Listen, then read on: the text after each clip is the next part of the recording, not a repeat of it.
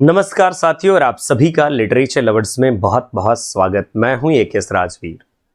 तो साथियों आज आपसे मैं बात करने वाला हूं कि जैसे आपका जो एग्जाम है एनटीए यूजीसी नेट का एग्जाम या कोई भी ऐसा एग्जाम जिसमें ओएमआर बेस्ड होता है या ऑफलाइन मोड में होता है, तो उसमें छोटी छोटी गलतियां होती हैं स्टूडेंट से और कई बार उन छोटी गलतियों से एक बड़ा नुकसान हो जाता है। तो ऐसी कोई गलती आप ना करें, इसी के रिगार्डिंग मैं आज के सेशन में आपके साथ थोड़ा सा डिस्कस करने वाला हूं। देखिए मैं आपको सबसे पहले तो दिखा देता हूं ओएमआर सीट।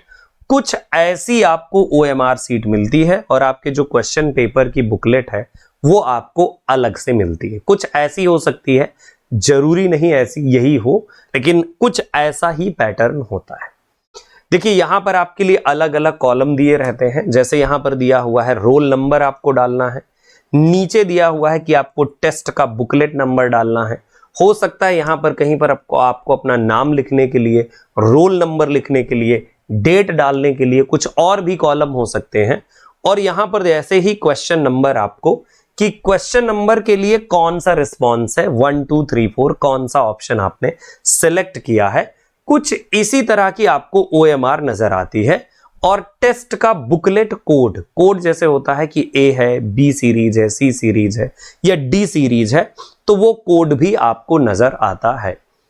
अब यहां पर मेन बात मैं आपको बता दूं कि मेन बात आपको समझने वाली ये है कि देखिए आपको इसमें कोई भी मिस्टेक नहीं करना है, क्योंकि देखिए सबसे पहली मिस्टेक यहां पर हो सकती है, और भी कुछ मिस्टेक है उनके बारे में भी मैं चर्चा करने वाला हूं, लेकिन सबसे पहली मिस्टेक देखिए यहां पर जो भी आपको लिखना है वो बहुत क्लियर होना चाहिए।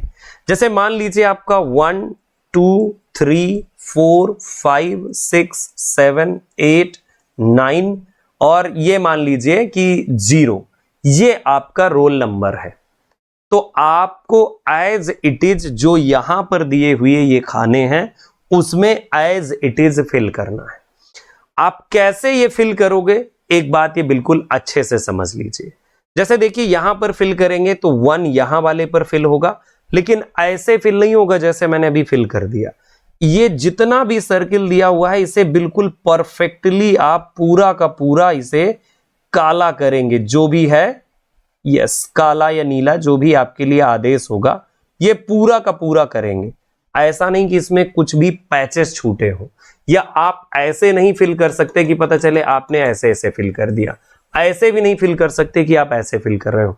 बिल्कुल उसे ब्लैक कर देना है, बिल्कुल अच्छे से फिल करना है और इस सर्किल से बाहर न जाए ऐसा करना है। जैसे 1 यहां पर हो गया तो 2 यहां पर आप फिल करेंगे, 3 यहां पर आप फिल करेंगे, 4 यहां पर, 5 यहां, 6 यहां और 7 यहां, 8 यहां, 9 यहां पर और 0 यहां पर।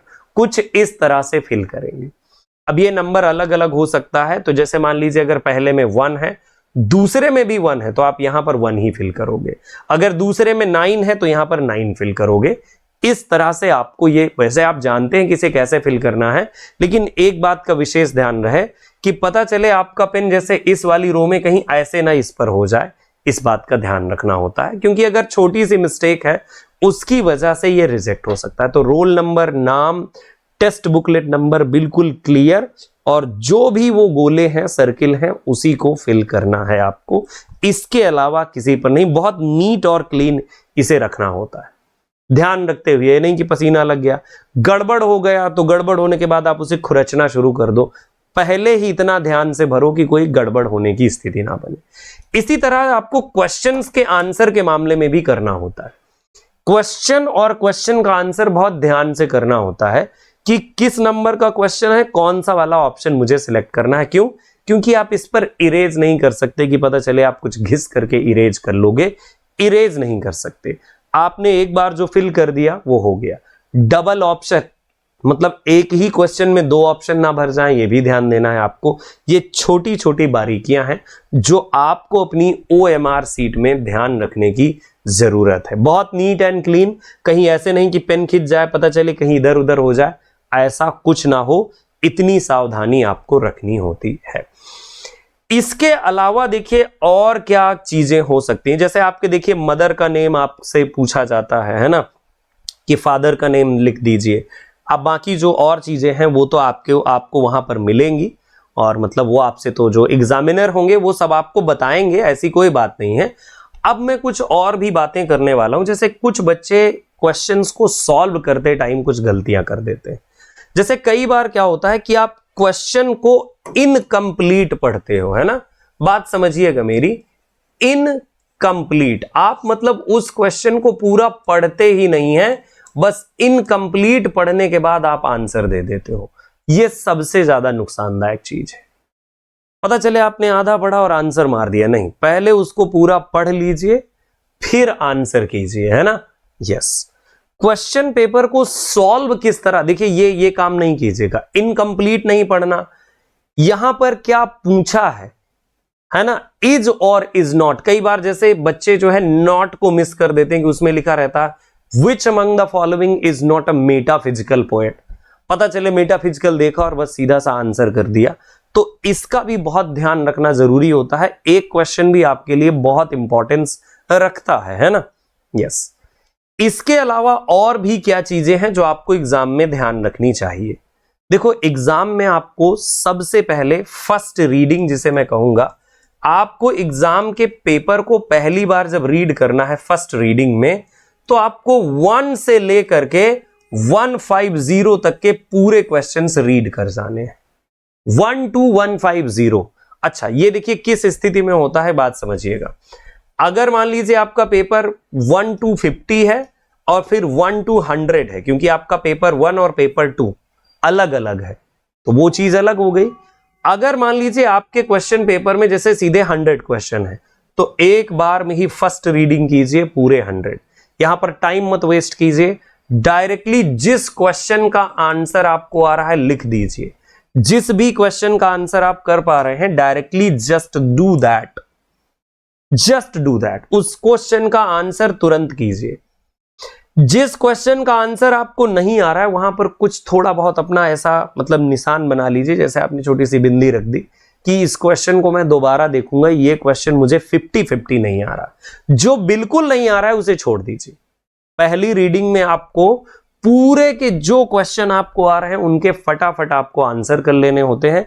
इसका आंसर ये सही है, इसका आंसर ये सही है, क्वेश्चन नंबर ये, इसमें ये किया जाएगा, इसमें हम जो है इस गोले को फिल करेंगे। ठीक, तो ये पहले डिसाइड कर लीजिए। इसके बाद सेकंड रीडिंग आती है आपकी। फर्स्ट रीडिंग हो गई, अब आपको सेकंड रीडिंग की तरफ जाना है। अब आपको इस सेकंड रीडिंग में हर एक उस क्वेश्चन को सॉल्व करना है जो क्वेश्चन आप पहले अटेम्प्ट में पहली रीडिंग में नहीं करे हैं। उनको सबको सॉल्व कीजिए, कोशिश कीजिए। और हां, यहां पर एक चीज और आपको ध्यान रखने वाली बात है कि जैसे पेपर 1 और पेपर 2 एक साथ मिलते हैं, तो DI का ख्याल रखना होता है। जैसे जो डेटा इंटरप्रिटेशन वाला मैटर है उसे लास्ट में सॉल्व कीजिए, और अपने टाइम को कुछ इस तरह से रखिए कि आपका टाइम मतलब अपने टाइम का डिवीजन कर लीजिए कि फर्स्ट रीडिंग इतने मिनट, सेकंड रीडिंग इतने मिनट, DI के लिए लास्ट के इतने मिनट, और अपने क्वेश्चंस को एक बार और चेक करने के लिए लास्ट के मेरे 5 से 10 मिनट बच जाएं, ताकि मैं सारा कुछ कर सकूं। हर एक क्वेश्चन का देखिए, कोई भी अगर ऐसा एग्जाम है जिसमें निगेटिव मार्किंग नहीं है, तो पूरे क्वेश्चंस को का आंसर कीजिए। ऑल द क्वेश्चंस, कोई भी ब्लैंक मत छोड़िए, सारे क्वेश्चंस का आंसर कीजिए, बढ़िया रहेगा। इससे आपको ही बेनिफिट मिलता है, और क्वेश्चंस के आंसर यानी वो जो गोले करना है उसमें आप बिल्कुल भी कंजूसी मत कीजिए, बढ़िया से कीजिए, बाहर ना आए, बिल्कुल फिट हो, एग्जैक्ट हो, ऐसा कीजिए। तो कुछ इस तरह की छोटी छोटी ट्रिक्स और टिप। अपने आप को जैसे हाइड्रेटेड रखिए टाइम पीरियड में, मतलब ऐसा ना हो कि पानी ना पिए, काफी सारा पानी पीजिए, क्योंकि गर्मी का मौसम है। जब काफी सारा पानी पिएंगे माइंड भी फ्रेश रहेगा और आप आंसर भी कर पाओगे। और पूरे क्वेश्चन कीजिए, बढ़िया से कीजिए, है ना। और किसी भी क्वेश्चन पर टाइम नहीं वेस्ट करते। पता चले आप बहुत देर सोच रहे हैं, हाँ ये था, मुझे याद नहीं आ रहा, छत के ऊपर देख रहे हैं, नहीं आ रहा है, जस्ट लीव इट, अगले वाले क्वेश्चन पर चलो। तो ये कुछ काम करके आप अच्छी स्कोरिंग कर सकते हो। कुछ अच्छी स्कोरिंग कर सकते हो, बढ़िया स्कोरिंग कर सकते हो, और टाइम मैनेजमेंट भी आप कर सकते हो जब आप अपने टाइम को डिवाइड कर लेते हो। कि जैसे मान लीजिए आपके पेपर के लिए हैं आपके पास 3 आवर, तो 3 आवर में से आपको करने हैं कितने क्वेश्चन? 150 क्वेश्चन करने हैं। बस सिंपल है भाई, हमें 3 आवर में करना है तो 3 आवर में कैसे करेंगे? 1 आवर में पहली रीडिंग कर लीजिए, फिर इसके बाद दूसरे आवर में आपको सेकंड रीडिंग के साथ पूरे क्वेश्चन सॉल्व कर लेना है, फिर इसके बाद अपने गोले करने का टाइम बचा लीजिए। अगर यही ड्यूरेशन 2.5 आवर है तो भी उसे आप उसके अकॉर्डिंग डिवाइड कर लीजिए, फिर क्वेश्चंस के आंसर कीजिए। एग्जाम में ये छोटी छोटी चीजें आपको बहुत कुछ देती है, क्योंकि पता चले टाइम खत्म होने लगा, कॉन्फिडेंस कमजोर होने लगता है, आप फ्रस्ट्रेटेड फील करने लगते हो।